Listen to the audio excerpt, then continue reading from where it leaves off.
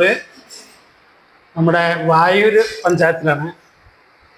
വായൂർ ഇസ്മായിൽ സാഹിബ് കുറേ കാലം പ്രസിഡൻ്റായിട്ടുള്ള അദ്ദേഹത്തിൻ്റെ സേവനം നടന്നിട്ടുള്ള ഒരു പ്രത്യേക സ്ഥലത്താണ് ഞാനുള്ളത്. വായൂർ ഗ്രാമപഞ്ചായത്തിൽ തെരഞ്ഞെടുപ്പ് ചൂട് അടുത്തിരിക്കുകയാണ്. തെരഞ്ഞെടുപ്പിൻ്റെ പ്രവർത്തനങ്ങളൊക്കെ അടുത്തിട്ടുണ്ട്. നമ്മളോട് കൂടെ മുസ്ലിം ലീഗിൻ്റെ ഒരു കാരണവർ നമ്മുടെ കൂടെ ഉണ്ട്. ഹാജി നമ്മോട് സംസാരിക്കും. ഈ വായൂരിലെ ഇപ്പോൾ ഞാൻ സ്ഥിരമായി വരാൻ തുടങ്ങിയിട്ട് 2 വർഷമായി. ഇവിടുത്തെ റോഡുകളൊക്കെ മറ്റേ തകർത്തിയിരുന്നു, ഇപ്പോൾ കുറേയൊക്കെ ശരിയായിട്ടുണ്ട്. ഗ്രാമപഞ്ചായത്ത് തെരഞ്ഞെടുപ്പ് കഴിയുന്നതോടുകൂടി ഇതൊക്കെ വളരെ നല്ല റോഡായി മാറും എന്ന് പ്രതീക്ഷിക്കുകയാണ്. ഇവിടെ മുസ്ലിം ലീഗിന് നല്ല വേരോട്ടമുള്ള പഞ്ചായത്താണ് എന്നാണ് ഞാൻ പ്രതീക്ഷിക്കുന്നത്. അതൊക്കെ നമ്മുടെ ഹാജി നമ്മോട് വിശദീകരിക്കും. നമ്മുടെ ഇസ്മായിൽ സാഹിബ് നല്ലൊരു നേതാവായിരുന്നു. സംസ്ഥാനത്ത് അറിയപ്പെടുന്ന വായൂർ ഇസ്മായിൽ എന്ന് പറഞ്ഞാൽ കേരളത്തിൽ അറിയപ്പെടുന്ന ഒരു രാഷ്ട്രീയ നേതാവും പഞ്ചായത്ത് പ്രസിഡൻ്റൊക്കെ ആയിരുന്നു.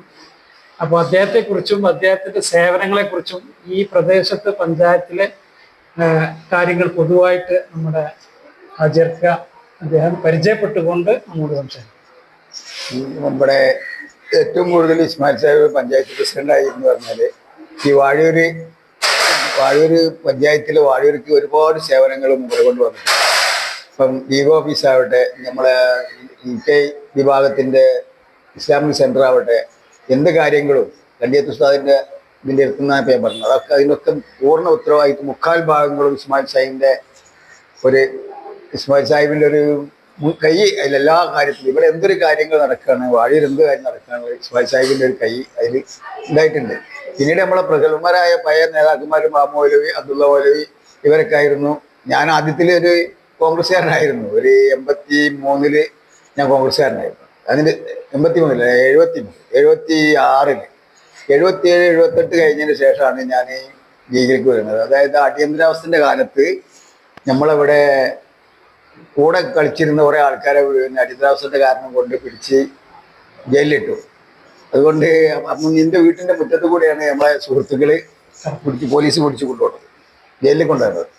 അപ്പോൾ ഒന്ന് PC ജോയി അറിയും, നാരായണൻ എന്ന് പറയും, ഇവരൊക്കെ നമ്മളെ വീട്ടിൻ്റെ മുറ്റത്തൂടെ പോകുമ്പോൾ എൻ്റെ അമ്മനെ വിളിച്ചു പറഞ്ഞു, ഞങ്ങൾ പോയി എട്ടമ്മ എന്ന് പറഞ്ഞു. അത്ര ഒരു സന്തോഷത്തിൽ ഒരു കൂട്ടായിട്ട് ജീവിക്കുന്ന കാലഘട്ടത്തിൽ. അപ്പോൾ അതിങ്ങനെ കേട്ട് കഴിഞ്ഞ് നോക്കിയപ്പോൾ എനിക്ക് ഭയങ്കര ഒരു വിഷമമായിട്ട്. കോൺഗ്രസ്സുകാരാണല്ലോ അന്ന് പിടിപ്പിച്ചത് എന്നുള്ള, ഇന്നത്തെ രാഷ്ട്രീയം പോലെയല്ലല്ലോ അന്നത്തത്. അപ്പോൾ അത് കണ്ടു നോക്കിയാൽ ഭയങ്കര വിഷമമായിട്ട്. അതോടുകൂടിയാണ് ഞാൻ ഈ കോൺഗ്രസ് നിൽക്കില്ല എന്ന് പറഞ്ഞിട്ട് ലീഗിലേക്ക് മാറിയതാണ്. അത് കഴിഞ്ഞ് പിന്നെ ലീഗായിട്ട് അന്ന് ലീഗിന് വലിയൊരു ഇതൊന്നും ഇല്ല, കുറച്ച് കാരണന്മാരൊക്കെ ഉണ്ടായിരുന്നു. പിന്നീട് അങ്ങനെ ചെറുപ്പക്കാരൊക്കെ കൂട്ടി പിടിച്ച് ലീഗ് ഒരു വാഴൂർ ചുരുക്കത്തിൽ പറഞ്ഞാൽ അങ്ങനെ KC അസീസ്, അബ്ദുൽ സമദ്, മുഹമ്മദ്, അങ്ങനെ കുറച്ച് ഇതിൻ്റെ താഴെയുള്ള കുറച്ച് ആൾക്കാരുണ്ടായിരുന്നു. ഞാൻ ചേലാട്ടുമുലയിലായിരുന്നു താമസം.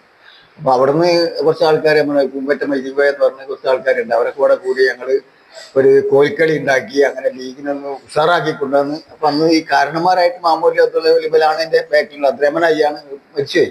അള്ളാഹു സ്വർഗം കൊടുക്കട്ടെ, അതൊക്കെ പറയുന്നത്.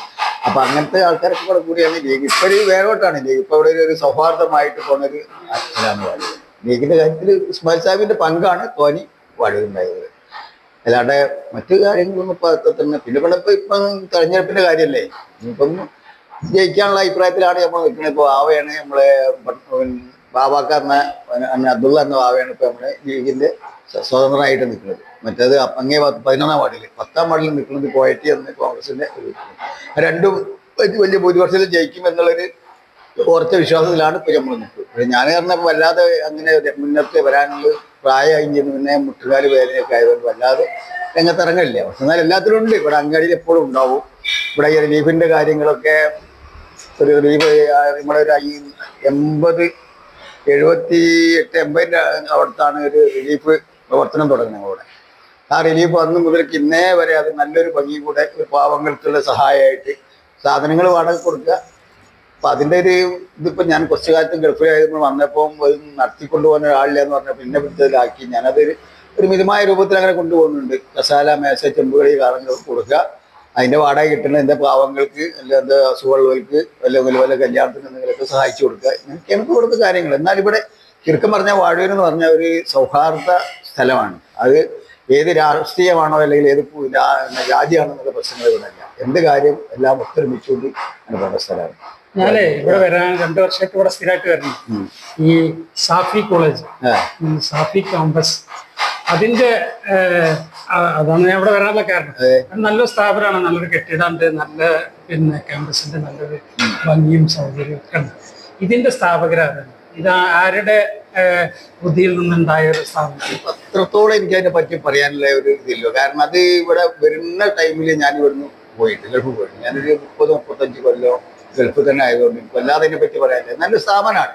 അപ്പൊ എൻ്റെ മക്കളെ കൈ പഠിക്കുന്നുണ്ട്. ഇവിടെ കുറേ ആൾക്കാരും ഇവിടെ ഈ നാട്ടിലൊരു പുരോഗമനം അതുകൊണ്ട് നല്ല ഉണ്ടായിട്ടുണ്ട്. അത് പല രാജ്യത്തു നിന്നും കുട്ടികളും വന്ന് ഇവിടെ താമസത്തിനും ഒക്കെ ആയിട്ട് വലിയ പുരോഗമനമാണ്. അതിന്റെ ചുറ്റുപാടിനെ പറ്റി എനിക്ക് അത്രത്തോളം പറയാനുള്ളൊരു കഴിവ് എനിക്കില്ല. കാരണം ഞാൻ ഇവിടെ അതിന്റെ സമയത്ത് ഉണ്ടായെങ്കിലല്ലേ പറയാൻ പറ്റുള്ളൂ. ഉണ്ടായിരുന്നു അത് ഏതാണ്ടൊക്കെ ലവായപ്പോഴും പിന്നെ അതിലേക്കുള്ള ഇറങ്ങാനുള്ള സാധ്യത ഉണ്ടായിരുന്നു. പക്ഷെ നല്ലൊരു കോളേജാണ്, നല്ലൊരു ഇതാണ്. ഒരു ആൾക്കാരൊക്കെ ഇങ്ങനെ പറയുന്ന കേൾക്കണമെന്നല്ലാണ്ട് ആരൊക്കെ ഉണ്ട് പറയൊക്കെ നമ്മൾ എത്രത്തോളം അതിൽ ഇറങ്ങിക്കൊണ്ടില്ല. ഓ, ഇസ്മായിൽ സാഹിബിന്റെ ഈ പഞ്ചായത്ത്, വായൂർ പഞ്ചായത്ത്, ഇത്തവണയും UDF അധികാരത്തിലേറും എന്ന വിശ്വാസത്തിനാണ്. വിശ്വാസം 100% വിശ്വാസത്തിലാണ് ഇറങ്ങുന്നത്. കഴിഞ്ഞ പ്രാവശ്യം നമ്മൾ കൃത്യമായിട്ട് അതിന് പോയത് 19 നറുക്കെടുപ്പിലൂടെയാണ് കിട്ടിയത്. പക്ഷേ പിന്നെ റോഡിന്റെ സാഹചര്യം എന്ന് പറഞ്ഞാൽ ഇപ്പോൾ കഴിഞ്ഞ കാലത്തൊക്കെ വളരെ മോശമായിട്ടായിരുന്നു.